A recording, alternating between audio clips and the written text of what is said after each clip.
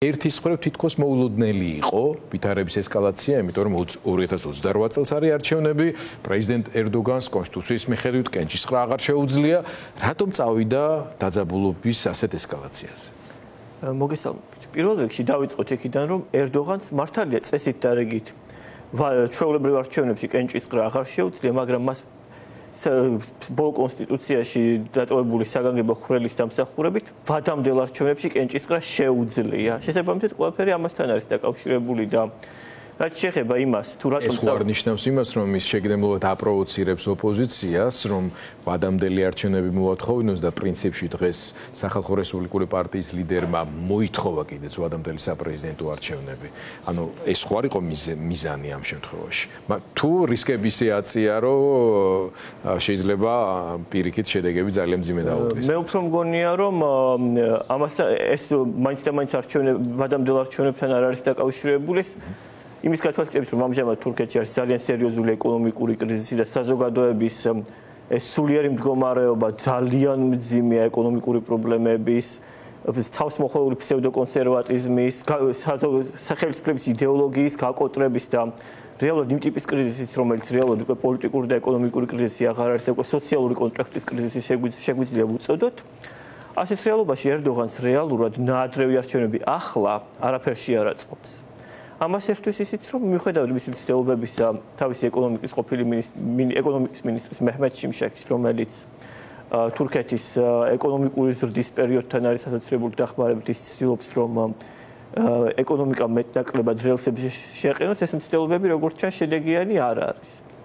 და ასეთ რეალობაში ყველა საკითხის გამოკითხვა აჩვენებდა, რომ ის ოპოზიციის არამხოლოდ ერთ, არამედ ორ სავარაუდო კანდიდატთან აგებდა სტამბოლის მერ იმამოღლუსთან და ასევე ანკარის მერ იავაშთან.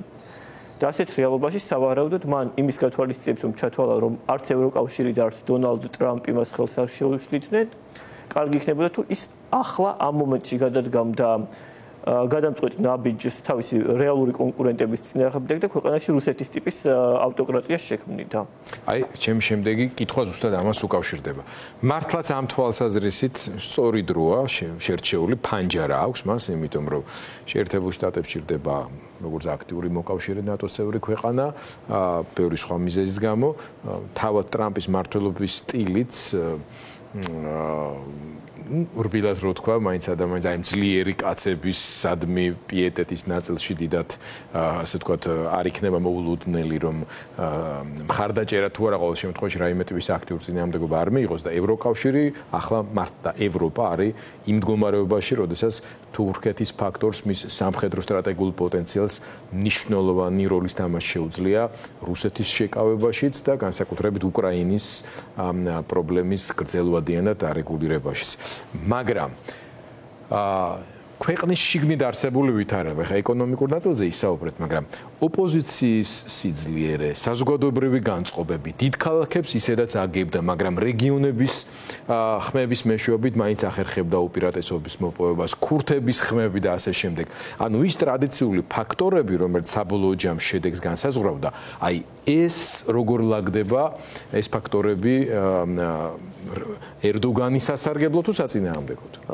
ბოლო ადგილობრივმა არჩევნებმა აჩვენა, რომ სწორედ ექრემ იმამოღლუს ფაქტორის წყალობით სახალხო რესპუბლიკურმა პარტიამ სრულიად გადატეხა ის ბერკეტები, რომლებიც მას პირველ რიგში ანატოლიაში ერდოგანის ტრადიციულ პოლიტიკურ ციხესიმაგრეში შეღწევაში ხელს უშლიდა და ბოლო ადგილობრივი არჩევნებიდან სახალხო რესპუბლიკური პარტია როგორც პირველი პარტია ისე გამოვიდა და მან შეგვიძლია ვთქვათ, რომ აბსოლუტურად გაიმარჯვა დიდ ქალაქებში და პროვინციებში ძალიან გააძლიერა თავისი გავლენა. შესაბამისად შეგვიძლია ვთქვათ, რომ ერდოგანს თავისი ამომრჩევლის იმედი არანაირად აღარ აქვს. რაც შეეხება ქურთებს, აქ მათ უმეტესობაში ანტიერდოგანისტური განწყობილებები არის ძალიან ძლიერი და აქ სწორედ ამ ანტიერდოგანისტური განწყობილებების გათვალისწინებით ერდოგანმა სცადა, რომ გარკვეული ასე ვთქვათ პოლიტიკური ტრიუკი გაეთამაშებინა, გამოიყენა აბდულაჰ ოჯალანი და მისი წერილის საშუალებით ახლა ის ცდილობს ეგრეთ წოდებული სამშვიდობო პროცესის კარტის გამოყენებით ოჯალანი ვახსენოთ, იმიტომ რომ ახალგაზრდობა შეიძლება აბდულაჰ ოჯალანი არის ქურთისტანის პარტიის დამაარსებელი და მთავარი იდეოლოგი, რომელიც 1999 წლიდან მოყოლებული პატიმრობაში იმყოფება. და მართალზე მეტია. კი, და მართალია ის ოფიციალურად რჩება ქურთისტანის მუშათა პარტიის ლიდერად და მთავარი იდეოლოგად, მაგრამ მისი რეალური როლი და ფუნქცია ის არ არის, რასაც თურქული სახელმწიფო მიიჩნევს, რომ არის. ანუ თურქული establishment-ის ერთ ნაწილში რატომღაც განპირობებული აზრი, გაბატონებული აზრი, რომ ოჯალანი ორგანიზაციას ციხიდან ადვოკატების ან მესიჯების საშუალებით მართავს არადა. რეალობა არის ის, რომ ეს ჩვენთვის პოსტსაბჭოთა სივრციდან მოსული ხალხისთვის არის ძალიან ნაცნობი სიტუაცია, მაგრამ თურქეთში ექსპერტების გარდა, რომელთაც ეს პოსტკომუნისტური ქვეყნების ეზოპესიანი და ჟარგონი იციან, ეს რთული გასაგებია. ანუ რეალობა არის როგორი. ერთი მხრივ იმის გამო, რომ ოჯალანის შემცვლელი იდეოლოგია არ გამოჩნდა ქურთისტანის მუშათა პარტიაში, მისი ფიგურა და მისთვის ეს ხარკის გადახდა ნებისმიერ ხალხის განცხადებაში კვლავ ნორმაა. მაგრამ როცა საქმე ეხება რეალურ პოლიტიკას, ანუ ლენინივით არის რა, ესე ვთქვათ, ხო? ლენინივით არის. ლენინსაც არ შევადარებდი. ლენინი იყო, შეიძლება იგივე 10 წლის წინ შეიძლება და ლენინივით ყოფილიყო, მაგრამ დღეს არის ჩვენი მსმენელისთვის რომ გასაგები იყოს და მაყურებლისთვის რა შევადარებდი. დესტალინიზაციის შემდგომი სტალინის ხატს საქართველოში. ანუ სტალინი რეალურად ჩვენთან იყო ჩვენი საამაყო თანაქალაქელი, ერთგვარი სიმბოლო, მაგრამ როდესაც საქმე მიდიოდა იდეოლოგიასთან, იდეოლოგიური სტალინიზმი როგორც ანუ კომუნისტური პარტიის ოფიციალური ხაზიდან გადახრა, საქართველოში რეალურად არასოდეს არ ყოფილა. შესაბამისად დღეს ქურთების საკმაო ნაწილისათვის ოჯალანი არის წინააღმდეგობისა ბრძოლის სიმბოლო, მაგრამ როდესაც საქმე ეხება ამ დემოკრატიულ კონფედერალიზმს, ანტინაციონალიზმს, ამ ფერად რაღაცებს, აქ ქურთების განსაკუთრებით ახალი თაობის დამოკიდებულება ძალიან სხვანაირია. ბევრი გასაუბრეთ ამაზე, შეიძლება რაღაც ნაწილში ძალიან სპეციფიური თემა ყოფილიყო, მაგრამ რა როლი აქვს ახლა ერდოგანის პოლიტიკაში ამ ქურთების იმედს? რომ ოჯალანის მესიჯით და ბრძანებით ქურთისტანის მუშათა პარტია დაყრის იარაღს, ისევე როგორც ახლო აღმოსავლეთში მოქმედი სხვა ქურთული ფორმირებები, პირველ რიგში სირიაში მოქმედი სირიის დემოკრატიული ძალები და ამით ის მოახერხებს ქურთების თურქეთის ოპოზიციისაგან ჩამოთვლას და იმის გათვალისწინებით, რომ არსებულ პოლიტიკურ რეალობაში ქურთების გარეშე ვერც ერთი ოპოზიციური კანდიდატი გამარჯვებას ვერ შეძლებს, ის კიდევ ერთი ვადით გაიფორმებს პრეზიდენტობას არჩევნების საშუალებით. მაგრამ ახლა არ არის პრობლემა. მიუხედავად ოჯალანის განცხადებებისა და მიუხედავად იმისა, რომ ქურთული მოძრაობის პოლიტიკურმა პარტიებმა ვერ გაბედეს ოჯალანის წინააღმდეგ ღიად რაიმეს თქმა იმის გამო, რომ მაინც ეს იდეოლოგიური ფაქტორები არ არის გადალახული, როგორც ჩანს, ქურთ ამომრჩევლში ანტიერდოღანისტული განწყობილება არის ძალიან ძლიერი და მიუხედავად თურქეთის ხელისუფლების მუქარისა, რომ ოპოზიციასთან რაიმე სახის კავშირი და მათთვის მხარდაჭერის გამოცხადება პროცესს უქმნიდა ძალიან დიდ საფრთხეს. ამ ქურთული პარტიის ლიდერები იძულებულები გახდნენ რამდენიმე დღე მიყოლებით წასულიყვნენ სარაჩანეში სტამბოლის მერიასთან და ღიად გამოიხატათ სოლიდარობა ყოველგვარი ზედმეტი პირობების გარეშე. და ამავდროულად ქურთულ რეგიონებში შეიძლება ისეთი ხალხმრავალი არა, მაგრამ მაინც იმამოღლუს მხარდამჭერი მიტინგები გაიმართა, რაც რეალურად არ არის გასაკვირი ვინაიდან ახალი თაობის ქურთების შემთხვევაში თავარი არის არა ეს მემარცხენე მანტრები, რომელიც ქურთისტანის მუშათა პარტიას აქვს, არამედ პირველ რიგში თავად ქურთული იდენტობა, რომელიც ბევრად ნაციონალისტურია, ვიდრე არის ამ ქურთისტანის მუშათა პარტიის და აპოიზმის ან ოჯალანის იდეოლოგიის ჟარგონში.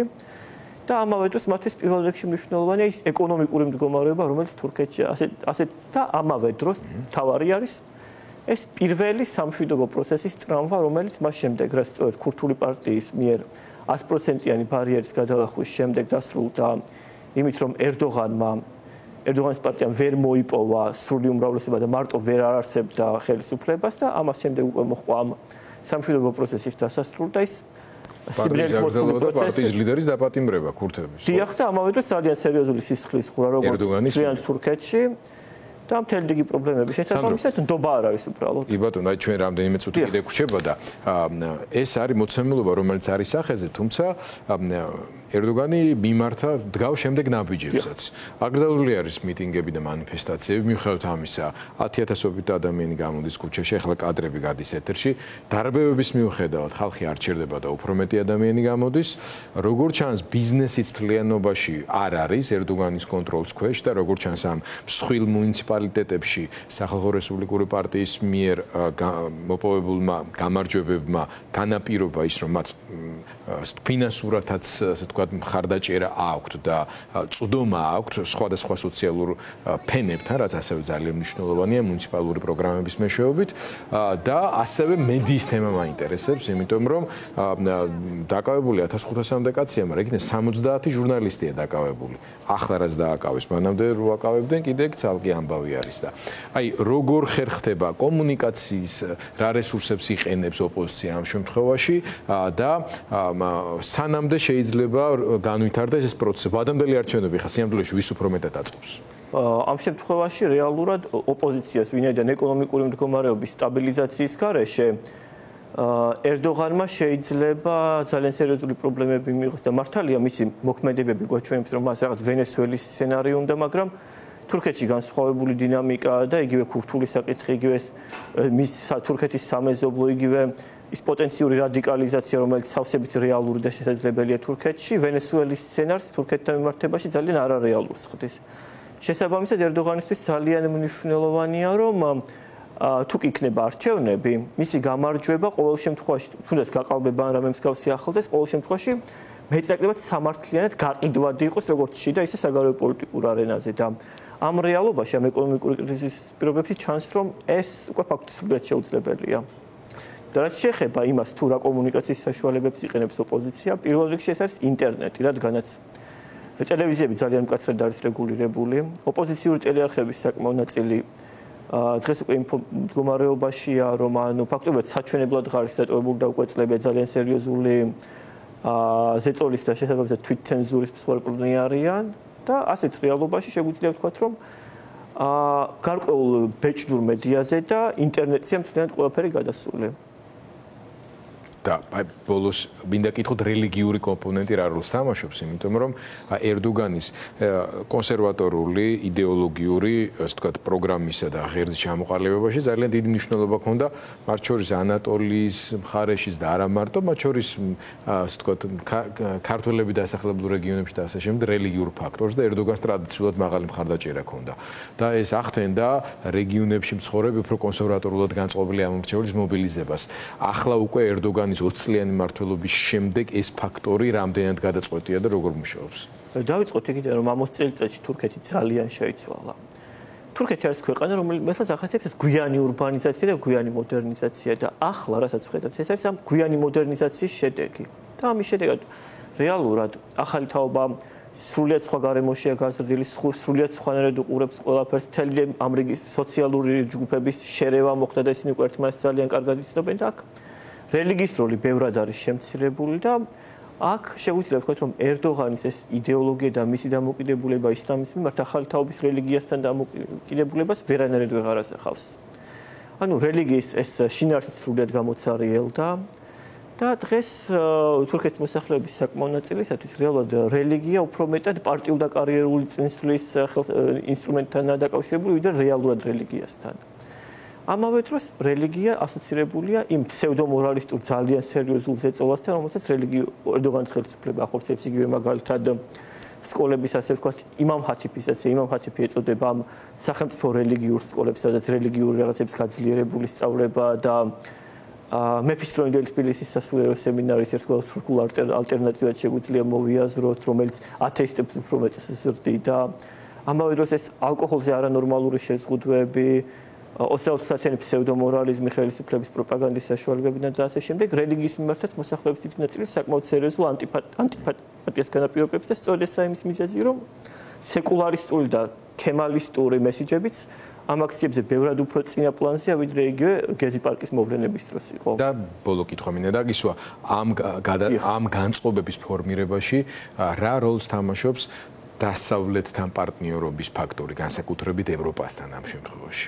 თუმცა თურქეთი ერდოგანის პირობებში თავის განსაკუთრებული როლის ასე თქვა ჩამოყალიბებას ცდილობდა ისლამურ სამყაროში, მათ შორის ეს რელიგიური ფაქტორი ძალიან მნიშვნელოვანი იყო და ასე შემდეგ, მაგრამ ხშირად გვიწევს სიარული, სტამბული იქნება, ეს იზმირი იქნება, ეს თუ სხვა ქალაქები, არა მარტო განსაკუთრებულად წინწასული ურბანიზებული და თანამედროვე ქალაქები, არამედ აქეთაც შავი ზღვისპირეთის ქალაქები და ასე შემდეგ, ამ 20 წლის განმავლობაში მართლა კარდინალურად არის შეცვლილი და ევროპეიზაციის ხარისხი, ცხოვრების დონე, სტანდარტები იგრძნობა ეს ყველაფერი. ამ ხრივად საინტერესოა ევროპაზე ორიენტაცია იმდენად კი არა, პარტნიორობა რამდენად თამაშობს მნიშვნელოვან როლს მეორეს მხრივ, ასე ვთქვათ, თურქეთის უფრო აღმოსავლეთის სამყაროში ლიდერობისთვის ძიების გზასთან მიმართებაში. ეს ძალიან საინტერესო დეტალია. მიუხედავად იმისა, რომ თურქეთში ანტიევროპული და ანტიამერიკული განწყობილებები ყოველთვის საკმაოდ ძლიერი იყო, მათ შორის თანამედროვე და სეკულარულ ნაწილშიც, დღესდღეობით შემდეგი საინტერესო რეალობა გვაქვს. ერთი მხრივ მართალია, ეს ახალგაზრდობაც საკმაოდ ნაწყენია ევროკავშირშიც და ამერიკაშიც, მაგრამ საბოლოო ჯამში თუკი როცა საქმე საგარეო პოლიტიკამდე მიდის, მათ აბსოლუტურ უმრავლესობას უნდა ევროპასთან კარგი ურთიერთობა და ისევე როგორც ჩვენთან, მათ ნარატივებშიც ევროპა როგორც მინიმუმ ადამიანურ ცხოვრებასთან, დემოკრატიასთან და ზოგადად პოზიტიურ დეტალებთან ასოცირდება და იმის გათვალისწინებით, რომ ზოგადად თურქეთის ხელისუფლების სირიული და ლიბიური თავგადასავლები უაღრესად არაპოპულარულია, შეგვიძლია ვთქვათ, რომ ახალი ხელისუფლების პირობებში, თუკი ეს ხელისუფლების ცვლილება მოხდა, ევროპასთან ურთიერთობების გაღრმავება რაღაც პერიოდის განმავლობაში ელემენტარული პოპულისტური პოლიტიკის ნაწილიც კი შეიძლება იყოს, ვინაიდან ეს ევროპა უდრის კარგ ცხოვრებას ასოციაცია თურქეთშიც ძალიან ძლიერია და მიუხედავად მთელი რიგი კონტრარგუმენტებისა და მთელი რიგი პრობლემებისა, რომლებიც თურქეთის საზოგადოება შეიძლება ზოგადად დასავლეთის მიმართ ჰქონდეს, საბოლოო ჯამში მათი დამოკიდებულება უფრო პოზიტიურია ვიდრე ნეგატიური. ძალიან დიდი მადლობა, საინტერესო იყო თქვენთან საუბარი. იმედი მაქვს არაერთხელ დაუბრუნდებით და ასევე იმედი გვაქვს, რომ ჩვენს მეზობელ თურქეთში ყველაფერი მშვიდობიან პოლიტიკური პროცესის ფარგლებში წარიმართება.